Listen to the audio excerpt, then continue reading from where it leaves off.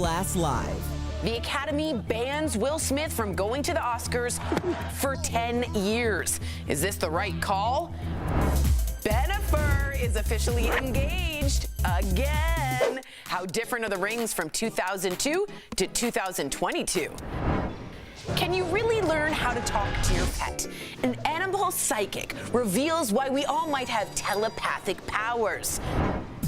And from Law & Order, Cameron Manheim. If I told you, they'd kill me. Oh my gosh. Are you insane? This is a sham. No. Nope. Y'all, just stop. Finally here, drum roll. All right. Welcome to DBL. Hello. We now know what the fallout is for the Oscars. Slap Will Smith. This is what happened. He is now barred from attending the Oscars for the next 10 years. He was able to keep his Oscar, by the way, and he can still get nominated, but he won't be able to attend the ceremony or any of the Academy events. DBL Nation, we got to hear from you. What do you think of this punishment? Was it too severe? Not enough? Go to dblvote.com to weigh in. What do you think, Jeff?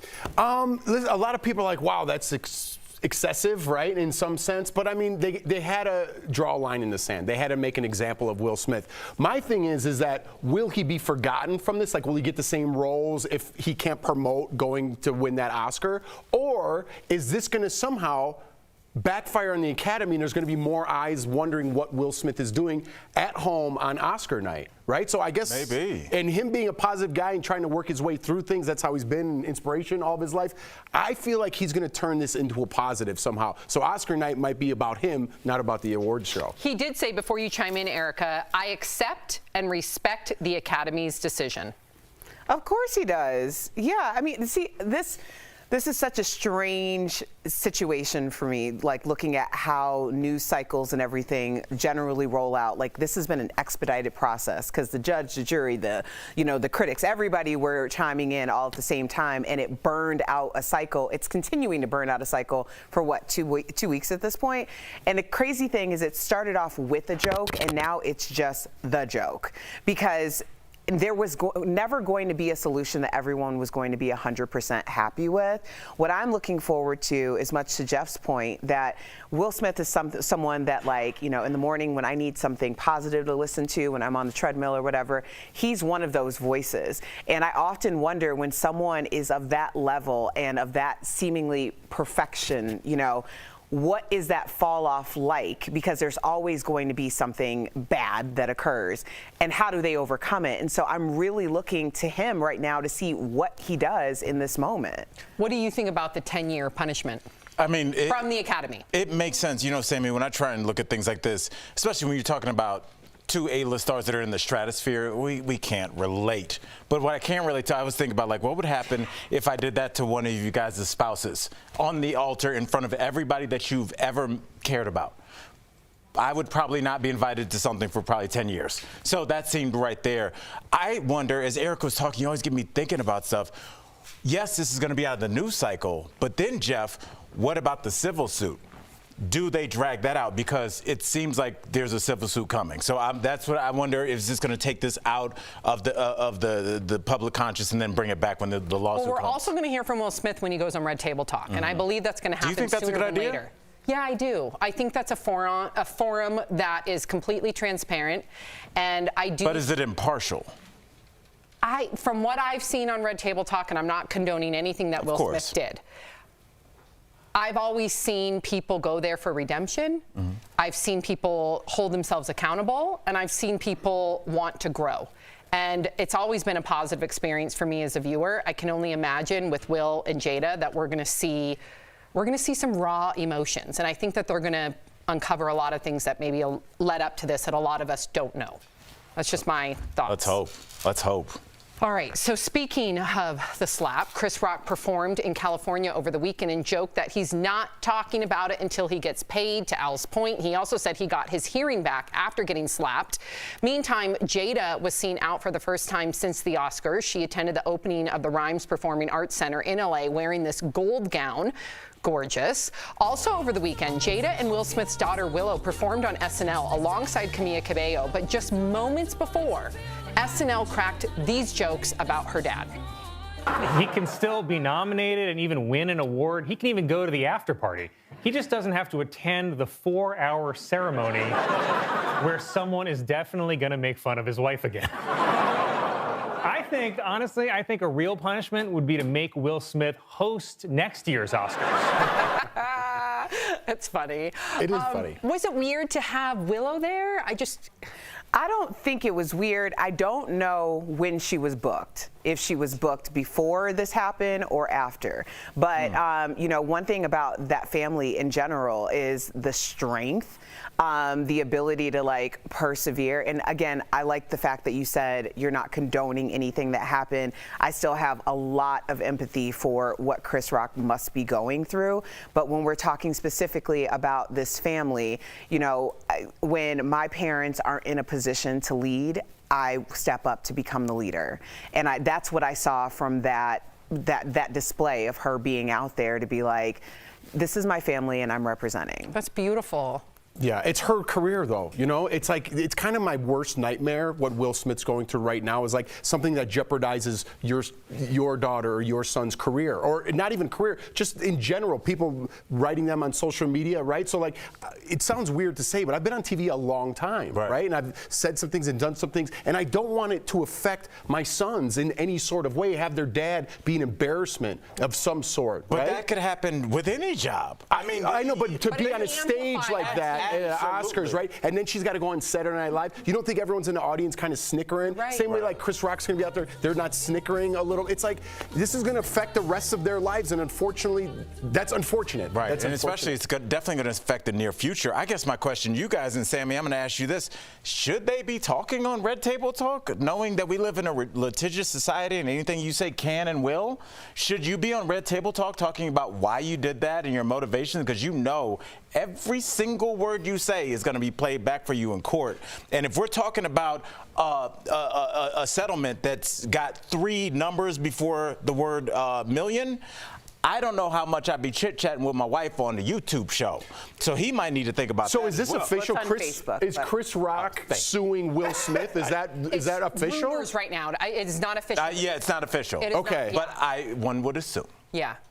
All right, no, that was it. I was just, because you said that earlier, and I haven't heard about it, and we've been covering this pretty extensively. Yeah, I mean, first of all, that was directly from Sam. That's a Sam noise, 100%. Is it? Sam's rubbing off? Do yours. Do yours. See? Yeah. I don't know if I got that from Sam. She can't even do it. Not enough chapstick. You have a lot of chapstick on. Okay, do you put chapstick on him with a fist? I was going to say something. Maybe I do. No, Do you? no one does. Like you're drawing a crayon on your Yes, face? I think I do. All right. Okay. Enough. Let's see. Could you imagine Sam getting ready like a crazy person? Just like, time for the show. I do Not the talk like this. Joker. Okay, final vote. Final vote. 68% of you say it is not enough of a punishment. Ooh. is it ever going to be? No, they want to take it back to medieval times. Yeah. Coming up on DBL, could you have a psychic connection with your pet? Yes. Yes. Why communicating with your animals might be easier Notice the silence from the gentleman.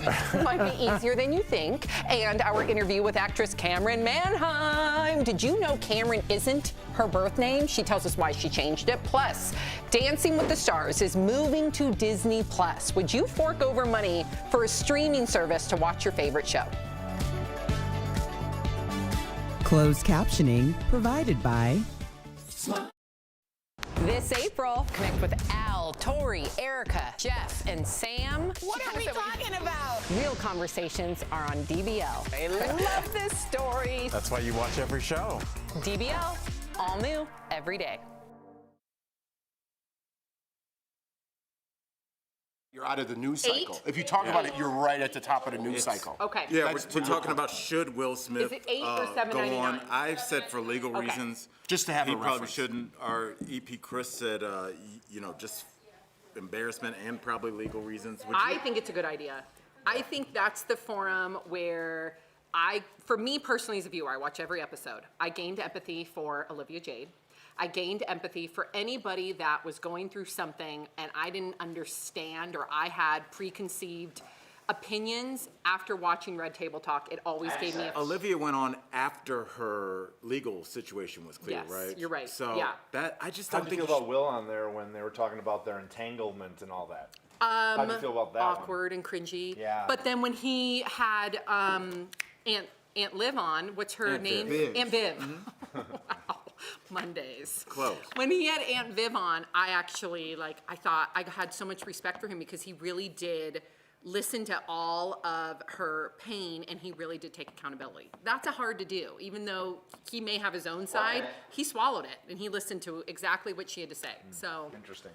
the entanglement is the exception. Yeah, but that young man has now made 2 songs. He released another one like last Friday about being with Jada.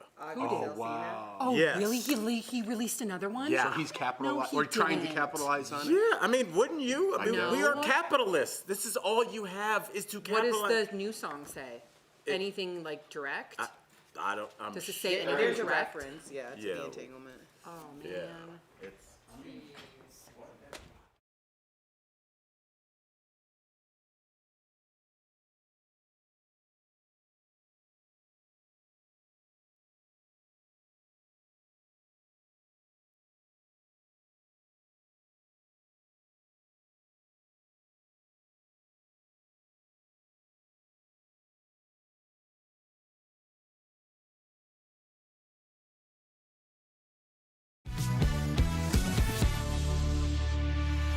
Welcome back. Some big news for Dancing with the Stars fans. The beloved show is leaving ABC, moving over to Disney's streaming service, Disney+. That means the show, which premiered back in 2005, can no longer be seen live on broadcast television. Instead, fans must pay to watch the show on Disney+. And Jeff, you and I have Disney+. It's $7.99 a month. Do you guys have Disney+? Yes. Yes. Oh, okay, so we all do. But would you purchase a new streaming service just to watch your favorite show? I think a Dancing with the Stars fan would. Absolutely, because I think there's a lot of socialization that goes there, Erica. I see you making a face. Look, when you watch a show like this, I feel like whether it's Big Brother, whatever, Amazing Race, you look at our show, people are commenting, and it's almost like its own community that happens to be involved with Dancing with the Stars. But if you're part of that community and you've been watching the show for years, I don't think $8 is going to stop you from doing that. I don't either. What do you think, Erica? I'm just thinking of how my grandma Mary felt about all my children, and if it moved to a platform that she had to pay for and didn't even necessarily was in touch with the existence of it, that's going to change some things. And I think that there's a big demographic of people who are watching it specifically because it's on broadcast. Yep. And that that's their appointment television. And I don't know if they make the move. You know how difficult it is to have people move from one platform to another. They might get a new audience, but that core, I question. What do you think? That's a good point that she made, because even streaming it up to your television, if you don't have a smart TV, you have to go get some sort of Google Chrome or Apple TV to throw it up there. So that's even having that step, people are like, I'm out. Right? It's going to be interesting to see the numbers, how it translates over, because that might be the future of television. If they're getting their audience to come over to a streaming platform, that might be the end of broadcast television until that audience kind of moves on, right? Right. Yeah. But I would do it. I do it. I'm the least tech person, so I put myself in the demographic that's like, man, it moved. I guess I'm not going to watch it. No, I got Hulu streaming just so I could watch. Good one, Sam. I don't remember. Well, you already bragged about Disney Plus. You're like, look, guys, I got Disney Plus. I don't want to. I'm just like you guys. Put my pants on, wing legs. What did I just recently start watching on Hulu? It's really okay, never mind. What is it? I don't remember. Listen, you can And get with the knee? What is it? Not Handmaid's Tale, but specifically, like Showtime, I got specifically so I could watch Super Pumped. So HBO, I got specifically so I could watch whatever. But now, do you watch other things on there? Now that you got that? Well, yeah, but that's not what led me to it. Some of your suggestions are, What? Yeah. Like what? I don't know. And with an E just popped in my head. I'm like, Don't wait, Sam you buying dare. streaming Made us service? really I mad. didn't even watch it. Because it stinks. Then there's other shows that you recommend, and you're like, oh, it's about this, and someone buys them flowers. No. I don't know. I don't like your recommendations. I think honestly, I'm canceling my streaming Jeff, service. I'm trying to bring this Nine Perfect Strangers. 9 Perfect Strangers. Okay, there we go. Thank you. Yes. David. Thank you. Yes. For telling me what I watch. No, honestly, I think There's that's a lot of shows maybe out that's their plan. They're like, look, we might lose some people. We're going to gain an audience because people like Sam that are going to come over are going to be like, oh, Dancing with the Stars is here, Disney Plus. Oh, my husband can watch UFC fights, or we can watch UFC fights, and you know, our grandkids can watch this. So maybe that's their plan. That's the bundle package. Yeah, you get Hulu, ESPN, and Disney Plus for like $12.99 a month as opposed to $7.99. This is not an ad. Send us a free subscription. I just plugged you. Exactly. But that shows a great litmus test for it because it has a strong foundation, has a strong audience. So if they can be successful, it's going to open the doors for other opportunities for people. Yep, this is the test. Did you do a shimmy? I did a little shimmy. You did a shimmy.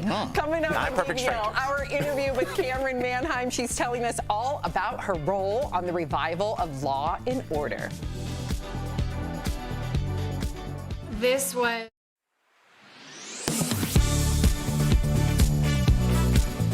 We've all dreamed about someone knocking on our door and handing us a giant check, as advertised by the Publishers Clearinghouse sweepstakes. Several Verify viewers reached out to us to share emails and texts they've received claiming they're the big winners. So let's verify. Does Publishers Clearinghouse ask winners for money to receive a prize?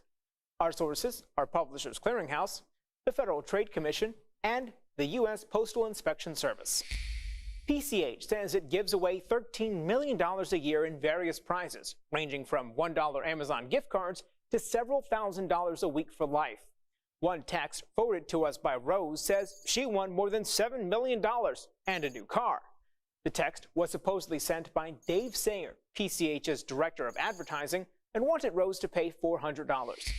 PCH says this is a common scam tactic that uses the names of real employees in a criminal attempt to deceive you, and they never ask people for money. The company says its biggest winners are notified in person by their prize patrol. Other major prize or super prize winners are contacted by overnight mail and never by email or text, although smaller winners, like the $1 Amazon gift card winners, may receive an email. Both the FTC and U.S. Postal Inspection Service say if anyone asks you to pay to get your prize, it's almost certainly a scam, and you should report it to them. So, no, Publishers Clearinghouse will never ask winners for money to receive a prize, and they only tell you you've won in person or by mail. In case you're wondering, PCH says the odds of winning its current grand prize are 1 in more than 6 billion. With your Verify, I'm Brandon Lewis.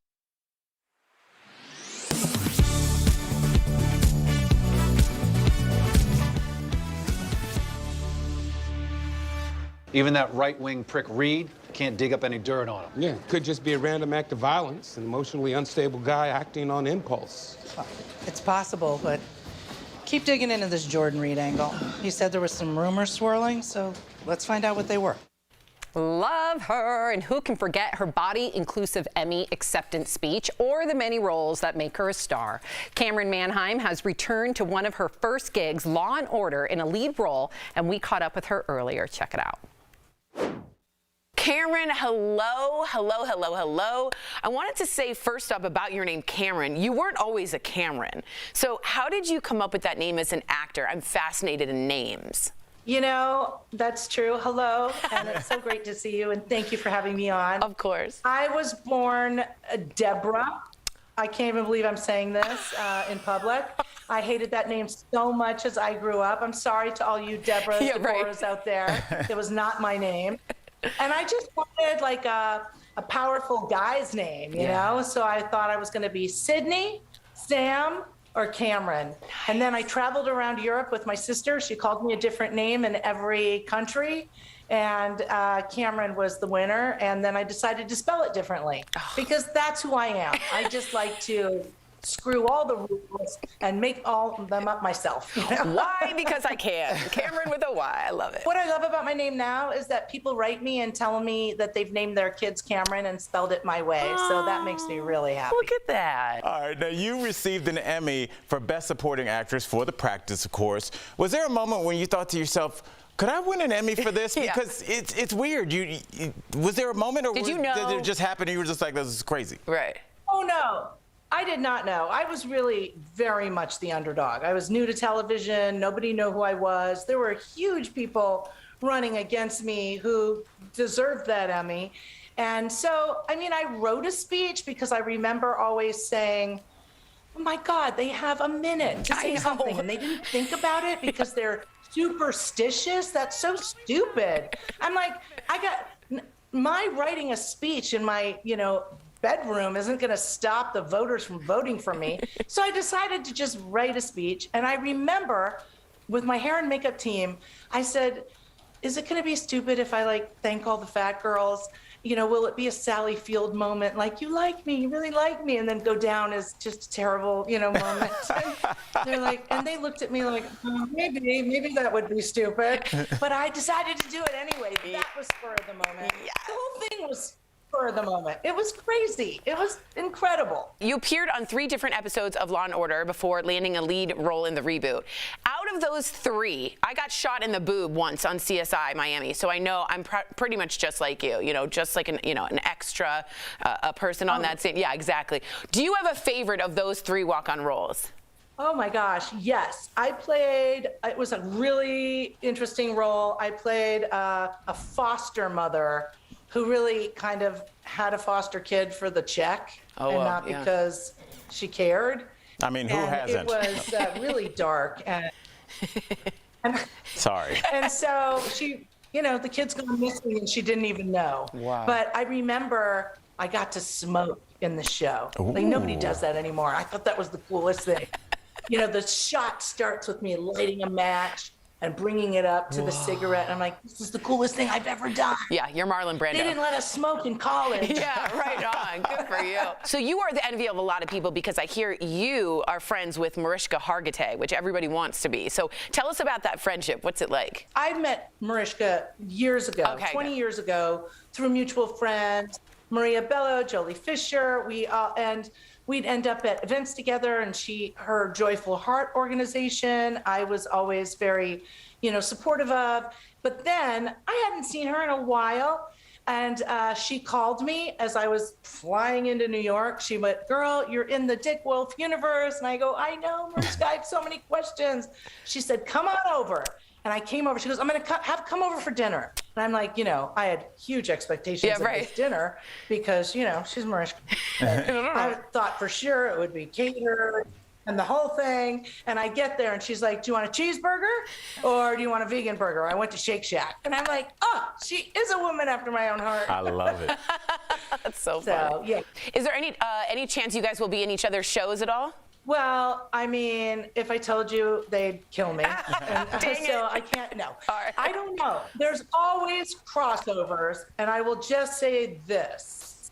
Stay tuned. Yes, Cameron. I love it. What a good tease. Thank you so much for joining us, Cameron. Or should I say never, Deborah. DBL Nation, catch Law & Order Thursday nights on NBC. You rock my world. I will raise hell because of you. We'll be right back. Thanks a lot, love.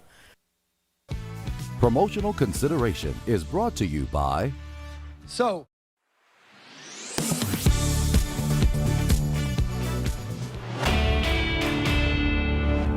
Scammers have been around for centuries, but for whatever reason, it seems like they just keep getting better and better at finding ways to take our money. And let's face it, they can be very convincing. THV11 Verify viewer Doris reached out to us explaining how she ordered a patio set online from a website claiming to be Home Depot. She wanted to know if she'd fallen victim to a scam. I saw the advertising on Facebook and with the Home Depot logo, and it said a 5-piece patio set, regular $8.98 at 93% off, which will cost $59.98 with no shipping and handling. And I thought, well, since it was Home Depot's logo, it was okay. But then I got kind of suspicious. When Doris checked her bank statement, she found a charge from a foreign company for $59.98, the same exact amount that patio set she thought she was buying from Home Depot was supposed to cost. When you saw that, I mean, what was going through your head when you realized this was not Home Depot? I was like, uh-oh, I think I've been got. Unfortunately, we can verify this was a scam. It sounds like she has reached what we call a lookalike website.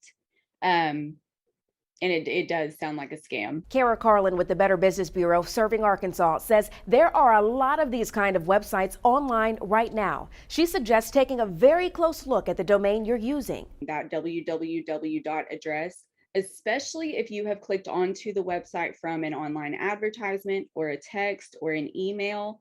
So for example, rather than walmart.com, you could be at walmart.co. Here's what you can do if you paid someone you think is a scammer. If you paid with a credit or debit card, the Federal Trade Commission suggests you contact the company or bank that issued the card to let them know there was a fraudulent charge. You can then ask them to reverse the transaction and refund you your money.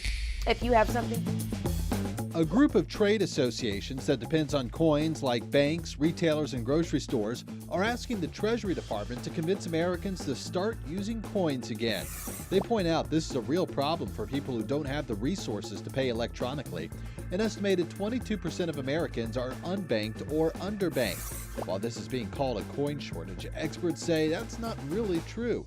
There are coins, they're just being stored in jars and piggy banks in homes across the country.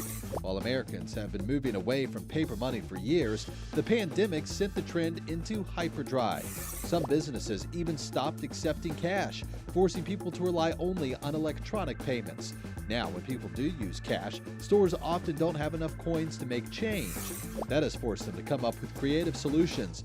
That includes rounding up transactions for charity donations and giving change back on loyalty cards. So, if you've got a jar full of change on your desk, it's time to break it open. This April, connect with Al, Tori, Erica, Jeff, and Sam. What are we talking about? Real conversations are on DBL. I love this story. That's why you watch every show. DBL, all new every day. Welcome back to DBL. We love sharing your comments. Okay, so Agnes says these streaming services count on you moving to them, then forgetting why you bought them, so you just keep they keep charging you. True, true. Julia says I won't buy a service just to watch a program. And then S Purpose says I just had to ditch Prime and Disney Plus. It got to be too much.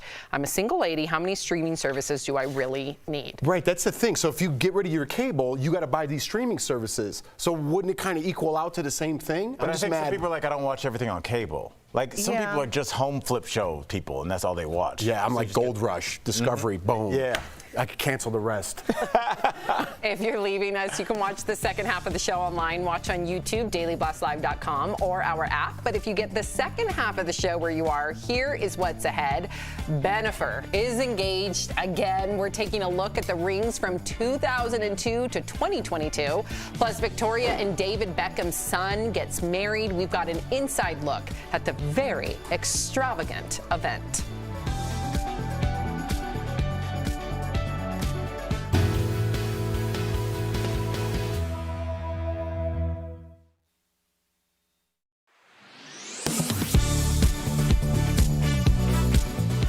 Electric vehicles are still a relatively new technology. Researchers are still studying their potential risks, and it seems you're curious about the new cars too. Susan recently asked us about electric vehicle battery fires, saying that she's seen on the news that these fires burn hotter than fires in gas-powered vehicles. Our sources, Emma Sutcliffe, director of EV Fire Safe, a study from Hong Kong Polytechnic University on battery fires in EVs, and FEMA. First, let's take you inside. Every EV has two sections of batteries. One is a 12-volt battery. That's for the windows and air conditioning. The other is a high-voltage traction battery. That gives the car momentum. Researchers say it's that high-voltage traction battery with individual battery cells that poses the most risk for a fire in an electric car. They act differently than a fire in an internal combustion engine. What we have seen in early testing and early reports is that an electric vehicle battery fire flame can burn up to 2,700 degrees Celsius. So in U.S. terms, that's nearly 4,900 degrees Fahrenheit. FEMA says fires in traditional vehicles burn around 1,500 degrees. So you've got an enormous amount of energy stored in these fairly small little battery cells. And the greater the charge on the car. So if I've just charged my electric vehicle up to 100%, I've got this huge amount of energy in that battery pack. And that can cause a more kind of violent, hotter burn. So we can verify, yes, an electric vehicle battery fire does burn hotter than one in a gas-powered car, and quite a bit hotter. Is Daily Blast Live. We're talking about what you're talking about. Oh my gosh. Are you insane? This is a sham. No. Nope. Y'all, just It's stop. finally here. Drum roll. What? Wow, you're We in need to big send trouble. tech pictures for our Instagram. Okay. So I was trying to be a professional. Okay. And you're yelling at me. Okay. Sure, Albert. Sure. Sorry. All right. Welcome to DBL. It's official. Jennifer is engaged for the second time. As we all know, Jennifer Lopez and Ben Affleck rekindled their romance about a year ago. Well, J-Lo posted a video on her newsletter, looking down newsletter. That's embarrassing. It's not embarrassing. Yes, it is. Yeah, it's embarrassing. She's running for class president. I was waiting for her to say, like, Instagram note, newsletter, looking down at her 8.5 carat green diamond engagement ring. In a previous post, she said that green was her lucky color. Jen and Ben were engaged back in 2002, but called it off in early 2004. Are you guys surprised? By the engagement? I'm going to be perfectly honest. I'm kind of over it. You know what I mean? Really? Like 6 times you get these giant rings and we got to keep covering your stories and your newsletter. I don't know. Listen, this is going to be bad. I feel like she just emasculates the men that she's with. Yeah. Why? I don't know, man. Why? The turtleneck thing just really turned me off to the whole thing. And Ben Affleck like standing up and like, yeah, like he's at a baseball game. Like I was like, come on, man. That is not emasculate. I think that is. I don't know. I don't know. That doesn't even feel right to my spirit. She's not Tom Brady with her 6 rings. It doesn't feel right to my spirit because, first of all, there's nothing wrong with the turtleneck. And if your wife makes you wear one on the cover of a very high magazine, whatever. J-Lo doesn't even have time. Listen, if my wife is like, match my beige and wear this turtleneck, I'm emasculated. Why are you acting like J-Lo even has time to come up with what she's going to wear, nevertheless what her husband I know, she's spending all her time on her newsletter. There's a stylist. The newsletter, let's take this gem real quick. All of us are renting our followings by being on all of these different platforms. We do not own our actual following. What she's doing with her brand, with her products, is figuring out a way to stay engaged with her followers who are a part of her actual community that she controls. So take that little nugget right there. But she's like the most famous person in the world. Why does she need a newsletter? It doesn't matter because it's like, why are rich people less likely to spend more money above their budget than poor people are? You lost me. Well, the whole point is that you are trying to sustain a certain lifestyle. You're trying to get this generational wealth. I think that there's a lot of things that can be learned from situations like this. I know it sounds crazy, a newsletter, but that's what it is. And then you control your narrative, someone who never gets to control their narrative. So that makes a whole lot of sense to me. I'm not mad about it. I'm happy for anybody who finds love, especially when it's adverse love, because people aren't down with it. Anyone who's been divorced knows that feeling of being embarrassed or feeling some type of way about what everybody's talking about, what happened in your past life and what's going on now and what could be happening in the future. That takes a lot of courage to decide to start over, especially this many times, especially that high profile. So I think some people need to see it, and I'm happy for them. But would it be, I agree with you, but would it be a warning sign for you? Okay, she's been engaged this amount of times. In fact, her last ring, would you feel like you had to like up the ammo a little bit? Her last ring. Yeah. Ammo. I mean, it would Stop be. it, I'm not done. Okay. Her last ring was 16 carats, worth goodness. $1.8 million. Do you have to up the ante? Yes, because you're Ben Affleck and you've given her a ring before. If she, because I do know people that that are celebrities that marry just regular folks. I think if that's the situation, you kind of understand your partner's budget.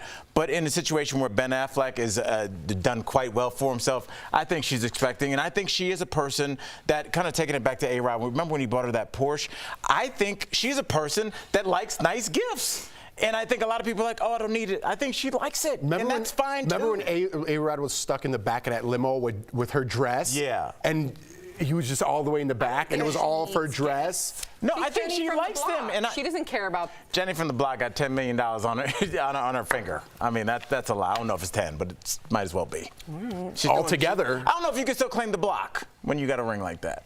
Well, you own the block. Exactly. Yeah. Jenny owns the block. That would be a cool song, by the way. Speaking of a lot of money, weddings, okay? David and Victoria Beckham's son, Brooklyn, is a married man. He and Nicola Peltz got hitched in Palm Beach, Florida over the weekend. The bride, you guys, look at the stunning Valentino couture dress. The lavish, and I mean lavish ceremony, reportedly cost $3.5 million. Guests included Serena Williams, Eva Longoria, and Mel C. David posed with Brooklyn and other sons, Cruz and Romeo, who were groomsmen. Now, the wedding was held on Nicola's father's compound. He's worth an estimated $1.7 billion. The couple also reportedly signed a prenup. Now, just in case you're wondering, David and Victoria are worth about $450 million. So they're not as wealthy. Wow. So they're each going to keep their money unless they accumulate something together. Is that right? I don't know their terms of their prenup, but I would think. But that's usually. I mean, but don't you think everybody should have this? And do you ever think that we'll come to a time? That is correct. Okay. I thought that's exactly what you just read, and you're like, I don't know. I'm like, well, I don't know the exact minutia of it. There's also this thing too, because they're clearly the children of very successful people, so maybe they're accumulating their wealth together and they split that, as opposed to coming in with family money, which generally would be separated generally. But my question is, do you guys think we'll ever see a situation where, because I think our generation, when we got married, I think it's just a thing. If you ask for a prenup, it would be a problem with any of our friends, for the most part. I don't find a problem. I don't either. But I think, like, our generation is still a thing. Speaking. I wonder, like, when it's time for Sophie and everybody start getting married, is it just going to be like they're going to be so mature about it that it won't be a thing anymore? Because I think everybody should have this. A prenup is huge, just to protect yourself moving forward. Erica, you dealt with this. I dealt with this. Well, I more than that, I would take it a step further. If you're going to live with someone, you need a cohabitation agreement, in my opinion. I mean, tell everybody what that is, including me. It's when you cohabitation, you're living together. You're living together. I got that, but an agreement. And you the title. Yeah, but I don't know if it's a document or something. It is a document. Okay. It's a document, and I think that people think, oh, we're married, so that means all of this legal stuff. But when you're living with someone, especially over an extended period of time, that could mean some legal things too. Good luck having. Can you imagine? Like, totally get it with you. You had a girl, let's say you and Jordan, this was before you got married. She was like, yeah, we can move in together, but I need you to sign this cohabitation That agreement. wouldn't go well. What would Jeff say? It depends on the person. I agree with you, Erica, but what would Jeff say? Me and Jordan got in a fight one time, and like it blew up a little bit, and she's like, oh yeah, how about if we get married, I'm going to take half your stuff. She won Big Brother. I'm like, you're worth like 10 times more than me. I'm like, I'll sign whatever you want. Yeah, I'm like, let's do it. So you're okay with it? Yeah, I'm okay. Listen, okay, I think it's okay I think it's something we need to do in the future. Let's be perfectly honest. 50% of marriages are going to fail, right? And does that mean that a lawyer should be able to take all your money and do? I feel like weddings should be a thing of the past moving forward. I feel like less and less people are going to go into that, because it's buying a $1 million ring or whatever, $10,000 ring, when you could put that into the house, and having this big stupid wedding that a Florida lights up. It's so. Well, some people. I mean, no, it takes all the love out of it. If you're buying $1 million ring, then you're not worried about putting it into the house. Yeah, I know, but how many people are it. that privileged to do that? I'm saying, like, to take what I have to make my wife happy. Oh, I'm going to take all my savings and do this, and now we're divorced. Well, I mean, I think it's sold to young women, especially, like, this is your special day. This is your day to be a princess. Everything needs to be perfect. And so, even if it's above your budget, you're like, do you want that lit dance floor? All right. Do you want to? I was at my boy had a wedding. He had a chocolate fountain, and it's like, oh, do you want doves released? You got to have that. Not the doves. I'm just saying, people. Not the doves.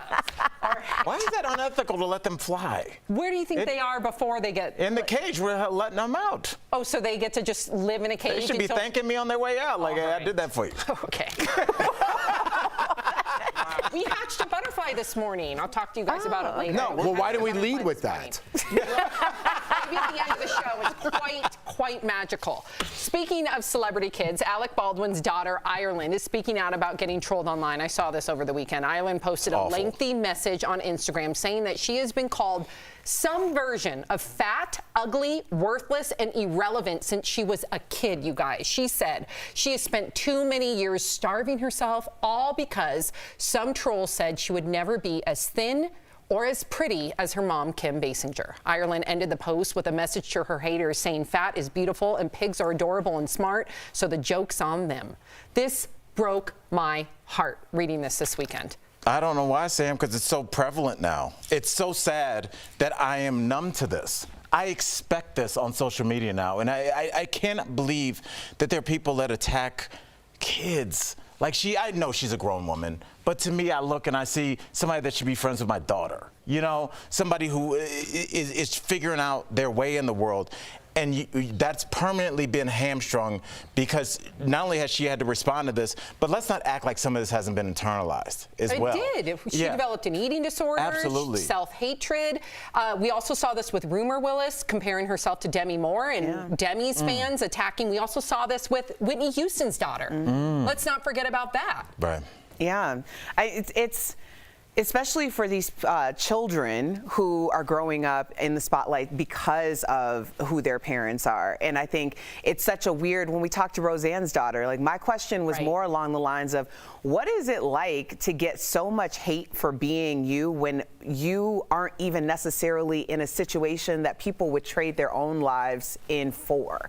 You know, they think they would because there's this fame and fortune aspect of it, but is that really something that defines you or what your life reflects? And so you're getting that, people hating you for being something that you aren't really even about. Right. So it's a weird thing, but also, I mean, it's not easy for adults, so why would we anticipate it being easy for kids? Yeah, I mean, listen, growing up's hard, right? You're going to get it from somewhere, one way or the other, right? And that's just the facts of it, right? And you have to get through that. Social media amplifies that, totally. And when you're a younger child speaking, and then that's why I'm like really careful. I try to be, you know, for what my kids are going to do when they get on social media. Am I going to affect their life in some sort of way? We talked about it at the top of the show.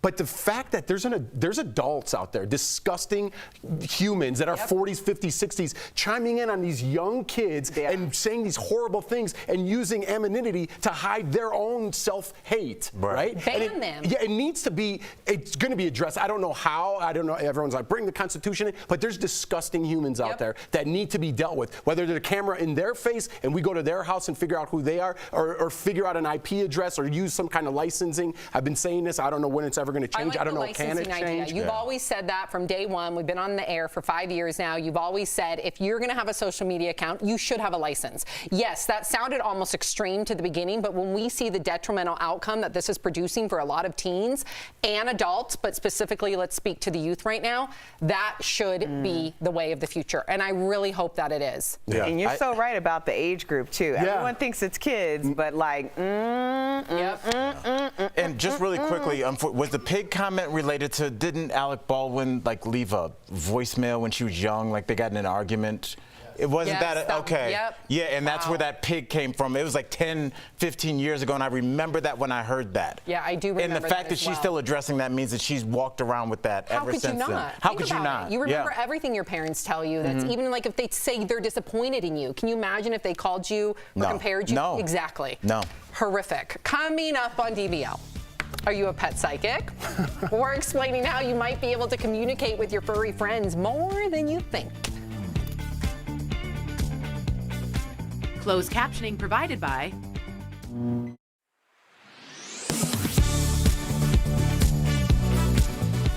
If you want to buy a house, rent an apartment, get a loan, or do just about anything involving credit, the lender is going to look at your credit score.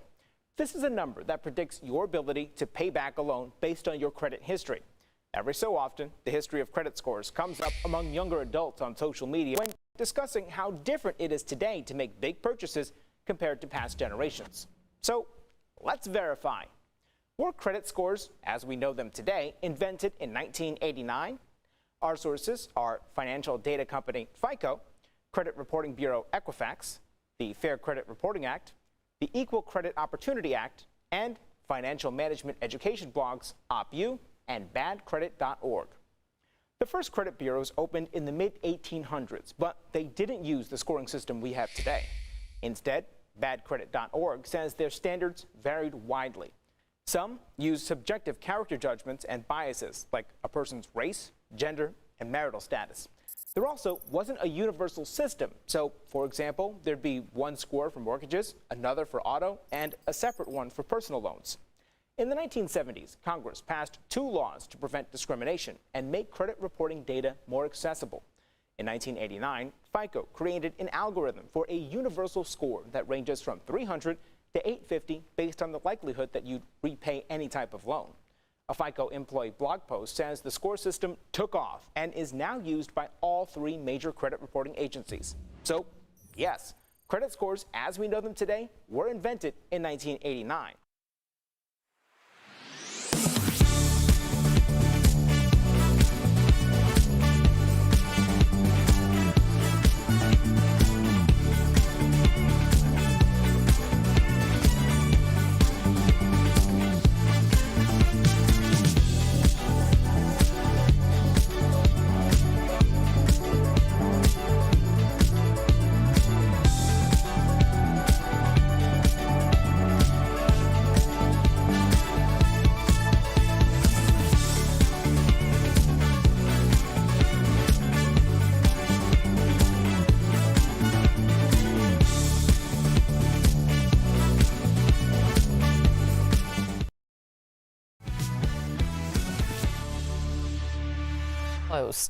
Welcome back to DBL. In honor of National Pet Day, here's a question for you. Are you a pet psychic? Yes. Are you hungry. crazy? Okay. Oh, sorry. According to a professional animal psychic, we all have the innate ability to telepathically speak to our pets. I believe that. And she believes that animals want to communicate with us too. So here's what you can do. First, start by calming your mind with meditation. Take a deep breath in through your nose, hold it, breathe out through your mouth. Do that 3 times. Then tap the center of your forehead, raise your eyes up, slowly close them, and imagine yourself in a place you love, like the beach, a field, near a river, or even your own home. Now, think of the animal you want to communicate with. Look at a photo. You lost me. Look at a photo if you're not with them, and in your mind, say their name 3 times. Ask them to come join you. Then ask questions like... Candyman. Then ask questions like, how are you feeling? The response from your pet could come as a vision or a thought. You could even sense an emotion, a strong gut feeling, even a smell. Then at the end, what are they doing to that cat? At the end. Then at the end, before you open your eyes, mentally thank the animal, and don't worry, you won't fall into a trance or experience any paranormal activity. So no need to feel scared. Erica, you're smiling from ear to ear. Yes, this is true. This is true. Okay, so I had a pet medium. We did this because our dog Spike was actually my husband's aunt, who was the last surviving relative in that particular piece of the family. So there's been this, when we took him because she died unexpectedly, and there's just this connection there, right? So I know this sounds crazy to some people, but we talked to this pet lady, Terry, and she was describing this little boy who he's very close to, and she was asking if we have kids, and we don't. And I'm like, this is so strange. She's like, he has a very similar story as this little boy, and they're very connected. Well, we were volunteering, and we went to pick up one of the kids, and it was a little boy, 3 years old, and he asked, where's Spike? And I said, oh, honey, we couldn't bring him because it's too hot outside. We can't keep him in the car. And he said, but he's my best friend. Guys. Like the same chills. week. I'm telling you, I know. like, you told me there when was you something. Told me, I know. When you told me, you look like you ate a lemon. I just wrong. Can you hide your face? No, I can't. And first of all, I was just like, I was looking at Erica, and I was like, only you can set this up where I cannot make fun of it because that was such a sweet story. I just hold on, Sam. I'm getting a channeling.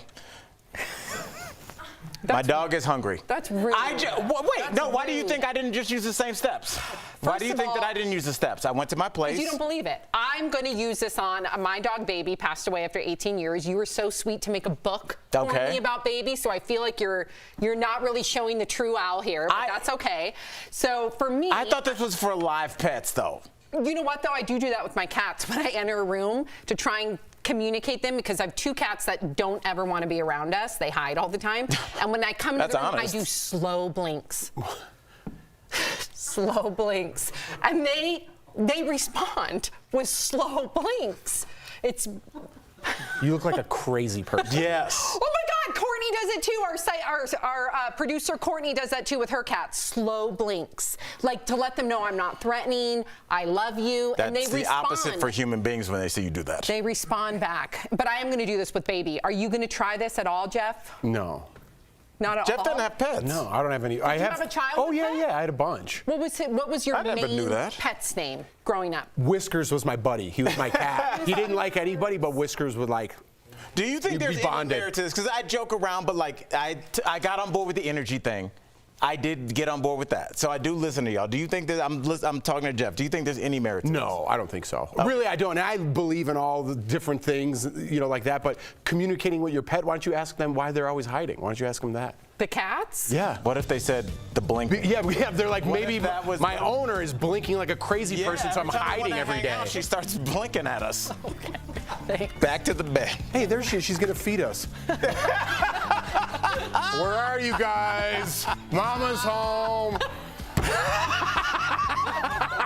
We'll be back.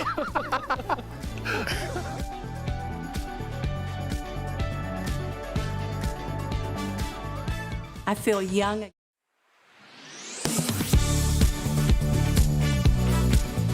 We've all dreamed about someone knocking on our door and handing us a giant check, as advertised by the Publishers Clearinghouse sweepstakes.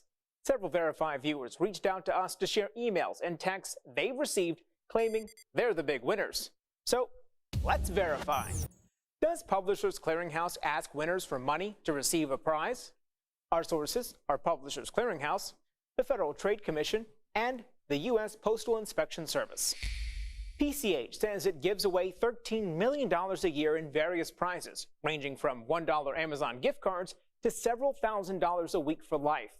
One text forwarded to us by Rose says she won more than $7 million and a new car.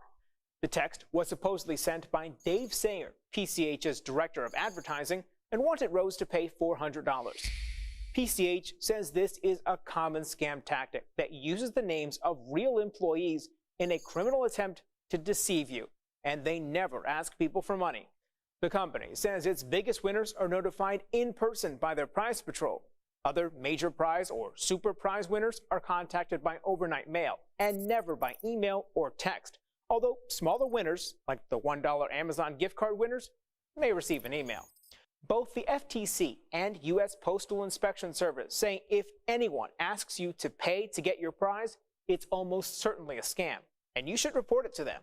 So, no, Publishers Clearinghouse will never ask winners for money to receive a prize, and they only tell you you've won in person or by mail. In case you're wondering, PCH says the odds of winning its current grand prize are 1 in more than 6 billion. With your Verify, I'm Brandon Lewis.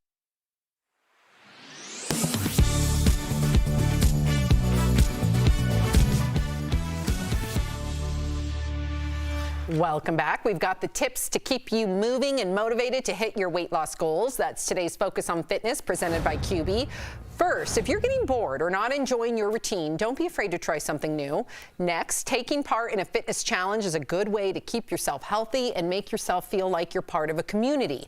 And finally, watch or listen to something entertaining to improve your workout experience, like a podcast, audiobook, or your favorite show.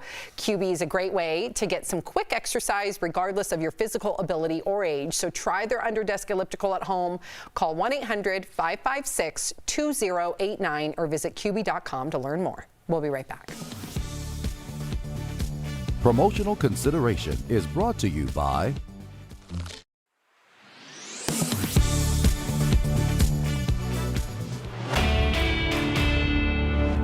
Scammers have been around for centuries, but for whatever reason, it seems like they just keep getting better and better at finding ways to take our money. And let's face it, they can be very convincing. THV11 Verify viewer Doris reached out to us explaining how she ordered a patio set online from a website claiming to be Home Depot. She wanted to know if she'd fallen victim to a scam. I saw the advertisement on Facebook and with the Home Depot logo, and it said a 5-piece patio set, regular $8.98 at 93% off, which will cost $59.98 with no shipping and handling.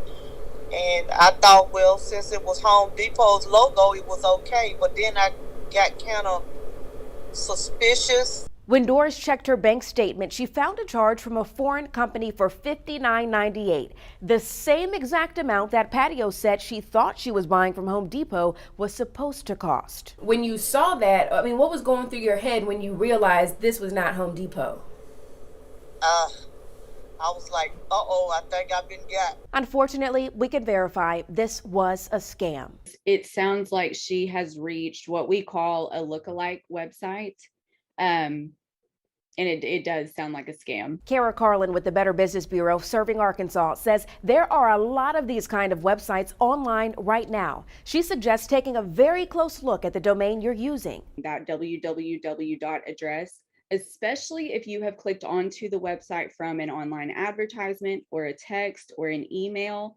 So for example, rather than walmart.com, you could be at walmart.co. Here's what you can do if you paid someone you think is a scammer. If you paid with a credit or debit card, the Federal Trade Commission suggests you contact the company or bank that issued the card to let them know there was a fraudulent charge. You can then ask them to reverse the transaction and refund you your money. If you have something... A group of trade associations that depends on coins like banks, retailers, and grocery stores are asking the Treasury Department to convince Americans to start using coins again. They point out this is a real problem for people who don't have the resources to pay electronically. An estimated 22% of Americans are unbanked or underbanked. While this is being called a coin shortage, experts say that's not really true. There are coins, they're just being stored in jars and piggy banks in homes across the country. While Americans have been moving away from paper money for years, the pandemic sent the trend into hyperdrive. Some businesses even stopped accepting cash, forcing people to rely only on electronic payments. Now, when people do use cash, stores often don't have enough coins to make change. That has forced them to come up with creative solutions. That includes rounding up transactions for charity donations and giving change back on loyalty cards. So, if you've got a jar full of change on your desk, it's time to break it open. This April, connect with Al, Tori, Erica, Jeff, and Sam. What are we talking about? Real conversations are on DBL. I love this story. That's why you watch every show. DBL, all new every day. Welcome back to DBL. So Emily, our researcher, looked into the whole blinking slowly for your cat. It is interpreted in cat language as smiling. Okay. Who told you that? Well, she's just nodding her head like as you do. Like, how do you know that? Oh, so you don't think that in the animal kingdom that they don't have signs with body language? Like, if you saw a dog with its tail between its legs, you wouldn't read that as the dog is sad? No, they growl. That's what that's for. If I saw a dog walking in a circle, blinking its eyes, it'd be put down. Yeah. Yeah. My God. Yeah, what do you mean? This is not It's real. a real thing. That's their only way to Who told you that? communicate. Who told you that? Google it. Bye, guys. They make noise. Bye.